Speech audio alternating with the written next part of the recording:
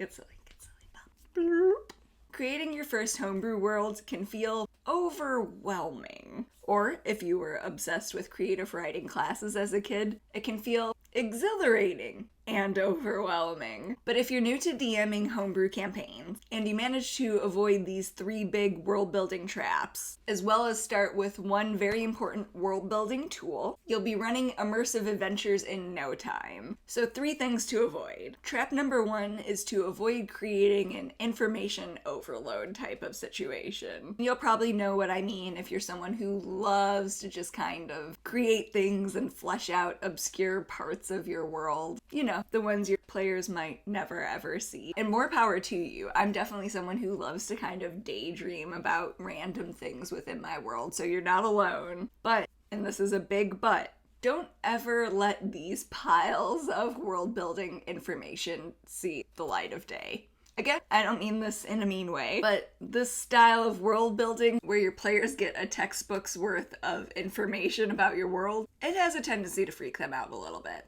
And this isn't because they're not into your ideas. At its core, it's because this style of world building can seem a little bit static. It can make your players feel like they lack agency, and this is because you have so many notes at this point on your world. It makes them feel more like they're supposed to be starring in a play that you wrote, and less like a character in a dynamic world where they can change things. And even if you tell them they can, it's more that they feel bad knowing how much work and effort you're putting into this, even if it is something you enjoy. So if you love to just come up with information and lore about your world, you might want to keep it to yourself. Trap number 2 is connected to the first, and that's creating a ton of busy work when it comes to world building. If the following situation seems familiar, you may have found yourself in this trap before. So you can't wait to have your friends come over to play in your campaign. That is, once you finish all of the maps of the different districts, flesh out the 17 minor gods in your pantheon, and finish the conversions between the different coins of the major nations in your world. And you start to freak yourself out if someone mentions actually scheduling a game, because you have so much to do still. And this is a huge trap because many of these things will never even come up,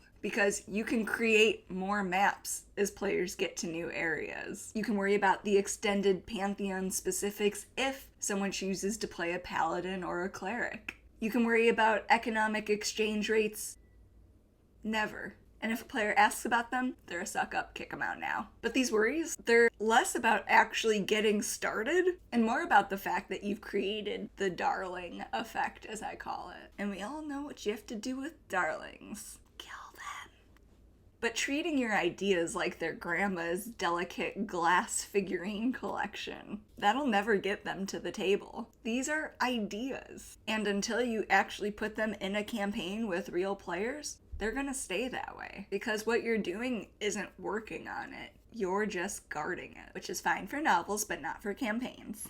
And the final world building trap that a lot of new DMs fall into is not thinking about how world design choices are gonna affect the play. And so this trap is a whole video unto itself, which is great because one of my favorite D&D creators, Pointy Hat, has a really awesome video that really dives into the concept of kind of this idea effect relationship in world building. So make sure you go watch it. It's great, I promise. But the important thing to remember with this trap is that making a bunch of random choices starts to feel like you made a bunch of random choices. So making a bunch of choices based kind of only on aesthetics or how cool they seem, without thinking about what life in this highly militaristic society versus one that values communing with nature and their connection to it, not thinking about how those choices inform the rest of the world, that'll usually be the downfall that kind of makes things start to feel less immersive. With a bunch of random choices, you'll really start to feel that story friction that comes with kind of a hodgepodge of ideas. And I'll discuss this a little bit more in the next portion of the video, but something like your nation being cut off from the rest of civilization, you'll want to think about how that affects the rest of the world choices in a tangible way. And one of the things I always do is start to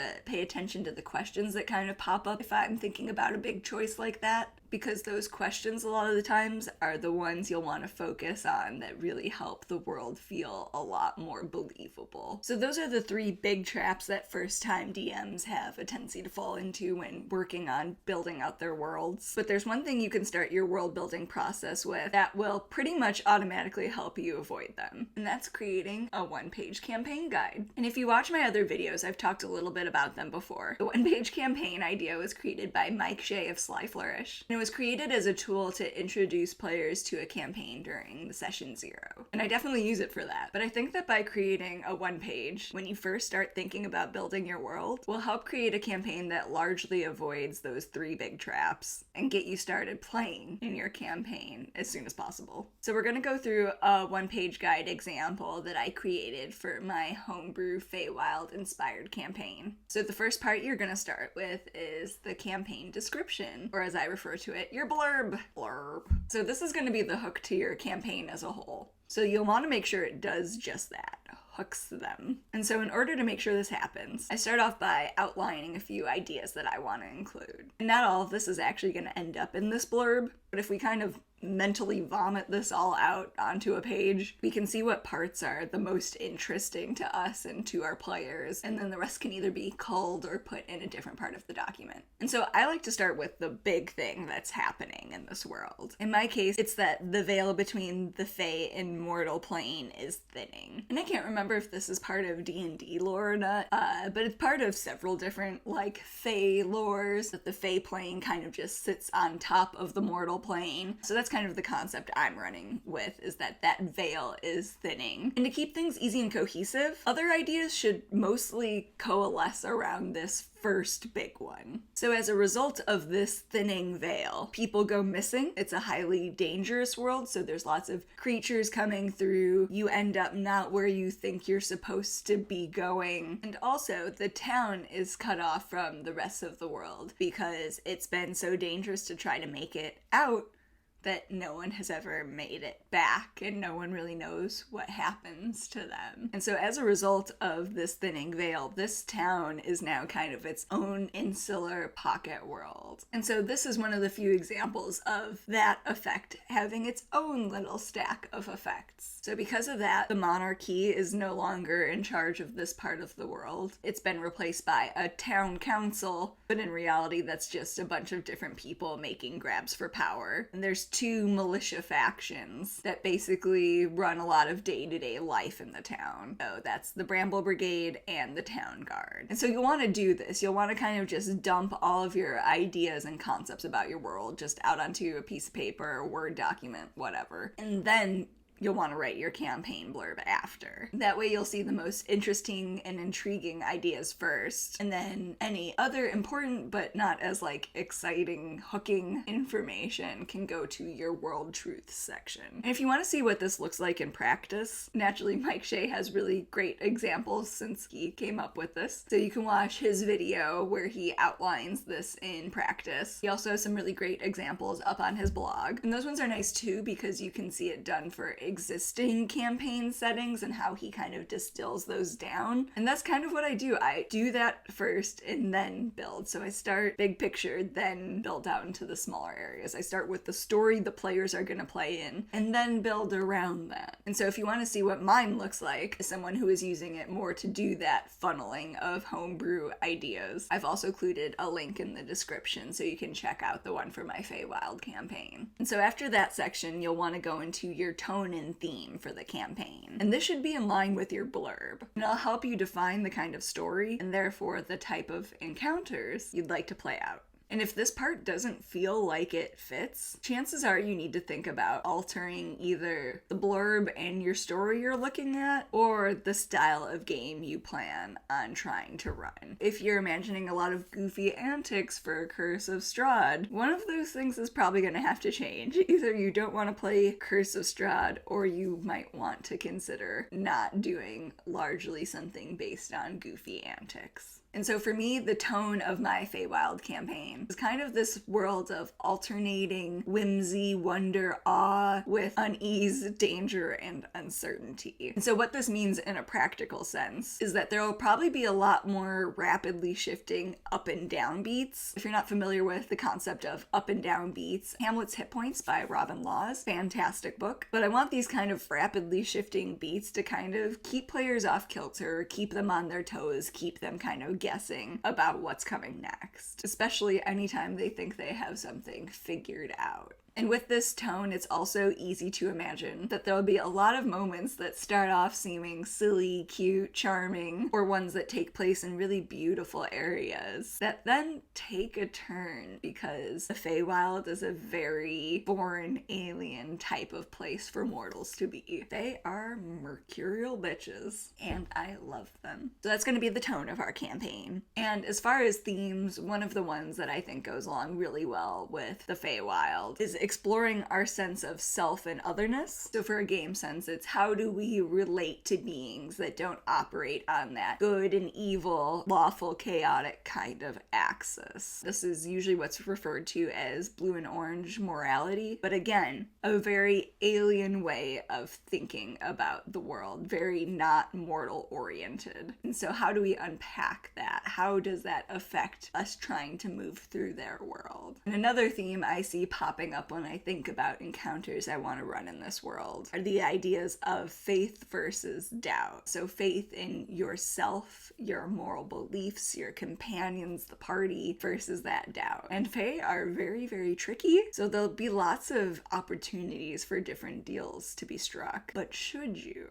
strike them? What are going to be the larger effects of that type of thing? And so those are just the two that I knew would be very easy for me to explore in this. It's just something that's helpful to think about and kind of, again, helps funnel your world building ideas. And so after those two sections, I kind of take the rest of the information that's not necessarily as interesting, but is still important to how they're going to be playing, and channel that into kind of my big world facts section. This will stop players from asking you a billion questions about things where it might not really be that important, or they might be able to decide how that little bit of information exists in your world, and B, stop you from over developing your world. And it's not really the end of the world. If this one-page guide has a backside, I recommend really trying to keep it just to the front. But as soon as you exceed that, chances are pretty good that you need to cut some stuff down. Again, you want your players to kind of flesh out this world and some of their choices, especially their character build choices, to kind of influence things. So you really don't want to do too much before you've had a chance to talk to them. But some important facts that my players needed to understand about the world were the fact that Archfey are very dangerous. They are basically gods. Like, they're not a creature that you want to interrupt their evil monologue. They are incredibly powerful. They needed to understand that trying to leave the village and immediately surrounding area was very risky. No one has made it back since this issue started happening, and no one really knows what's happened to those people. So if they have a mom that's an NPC in the village and they decide to just run off into the woods, they might not ever see her again. And then the other big world fact they needed to know was that currency is largely meaningless here because of the town situation. The broader economy here has really reverted to bartering, kind of service-based trading economy. So the blacksmith might make you that really cool sword, but you're gonna have to do some favors for him, maybe procure some items, maybe risk going into the woods, but just exchanging 50 GP for something isn't gonna be happening here. And so in the last section, what I like to do is give kind of like PC suggestions. And again, while the original intent of this document is to help your players kind of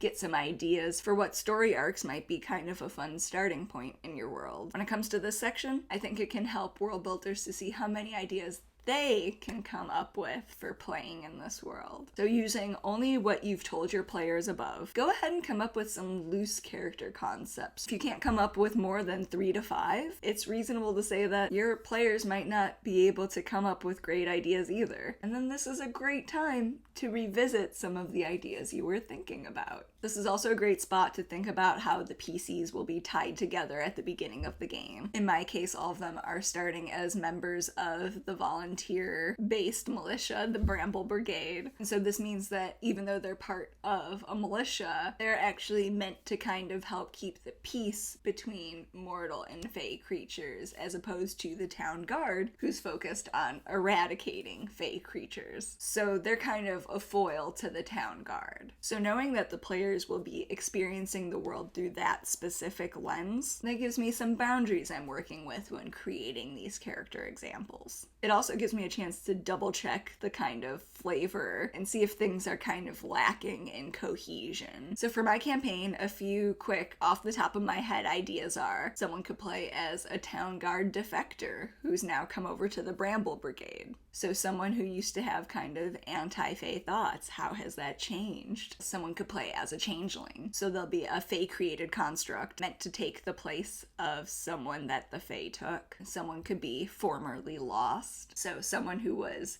abducted by the Fae, but managed to make their way back to the mortal realm, but not unscathed. They can play as a Fae exile, someone who was once a carefree resident of the Feywild, who was then excommunicated to the mortal plane. They could be a ruined noble, cut off from the monarchy. They are a participant in a deal that went very wrong. This is prime warlock patron pact bait, someone who's clinging to the little they have left, hoping to regain the status they once had. Another rift on a nobility-based PC could be the gifted, so maybe a Fae took a special interest in them as a child and gave them certain blessings, or maybe something they view as a curse. And another one could be a planar warden of sorts, someone meant to help protect these individual realms, but now they find themselves with a problem far beyond their scope of skills to deal with. And so naturally I have to shout out to Changeling the Lost and also Brandes Stoddard. I've used work from a lot of them to kind of influence how my Fey world is shaping up, especially backgrounds from Stoddard. Genius, fantastic, love them. But by doing this, a lot of the times as you review this information and kind of make up these character concepts, you can immediately see what needs tweaking. Does it seem too one-note and boring? Does it seem too wild and too many disparate things are kind of competing for attention? Do you have things that really only lend to one sort of idea and end up seeming railroady or just kind of bleh? And so I just want to reiterate that all of this, it's literally just enough to get you started. On purpose! The fun extras of your world building should actually happen after session 0, because I really think that it's a lot more fun to kind of get your players' ideas and get to really incorporate them into like the base lore of your world. Players get really, really excited when they realize that their ideas actually matter to you. So if you haven't yet, check out my previous videos where I talk more about running a session 0 and especially a kind of story and character focused one. But after you do that, then it's finally time to kind of flesh out your world. So things like shops, NPCs, any gods that might be needed. This is the great time to do all of that stuff. Because by this point, the players will have given you kind of specifics that they're thinking about, which will and then tell you the specifics of what you need to build out. And then you won't just be doing this whole thing blind. At this point, you should know exactly where your story is starting. That way you can build things out as you go. You know your players won't be able to travel across the globe by the end of their first session. So then you don't have to worry about building out nations they're not going to see anytime soon. You can just focus on building out the parts of the world that are quickly accessible to them. And then you'll continue building out as the story expands. And I've had loose ideas for things that weren't anywhere near close to being something the players have experienced, and I've changed them because of how the story has evolved, and I've had better ideas since then. And so not building out, once again, your textbook tome of information, it'll let you alter things and make a cooler story. A little extra bonus. So go ahead and like and subscribe if you found this video helpful, or leave a comment telling me about a really cool world that you've created for your characters. Next week is very, very busy. I get to introduce brand new players to D&D, so I'm very excited about that. So if I have time next week, I'm gonna talk about some personal DM inspirations, other YouTubers and bloggers that I really like their content, so I might do like a top 5 or something. But if I'm ambitious, or if I'm insane, as I'm told a lot, I'd really like to talk about creating more interesting Aasimar characters. I didn't know that everyone hates them, but I have a very soft spot for vestigial wings, but I'd really like to talk about creating character concepts for Aasimar soon. So that might be next week, that might be the week after. Either way, see you. Goodbye.